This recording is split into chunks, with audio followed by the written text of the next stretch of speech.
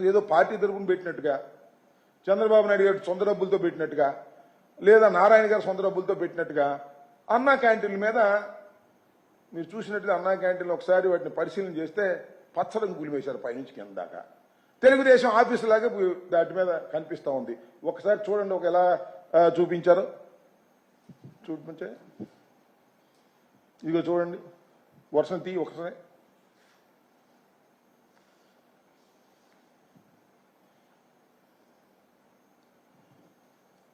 వర్షం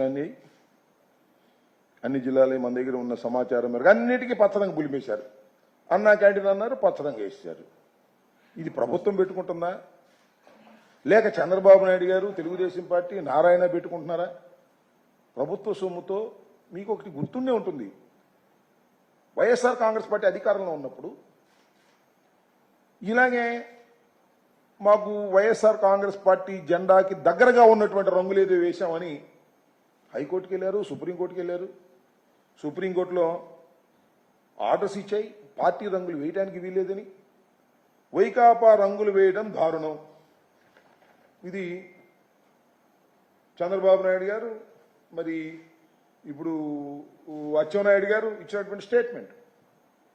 వైకాపా రంగులు వేయటం దారుణమే, మరి తెలుగుదేశం రంగులు వేయటం బ్రహ్మాండమా? మీరు అధికారంలోకి వస్తే మేము దగ్గరగా ఉన్న రంగులు వేసామని చెప్పేసి గందరగోళం చేశారు. వాళ్ళ పచ్చరంగు పులిమేసి భయంకరంగా ఇది తెలుగుదేశం ఆఫీసులాగా కనిపిస్తూ ఉన్నాయి.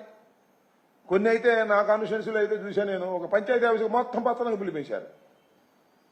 సరే, అక్కడ ఎవరో పులిమేరో లోకల్ లీడర్ అంటే అనుకోవచ్చు, ఇదేంటిది అని అడుగుతా ఉన్నా. దీనికి సమాధానం చెప్పవలసినటువంటి బాధ్యత నారా చంద్రబాబు నాయుడు గారికి, తెలుగుదేశం ప్రభుత్వానికి ఉంది.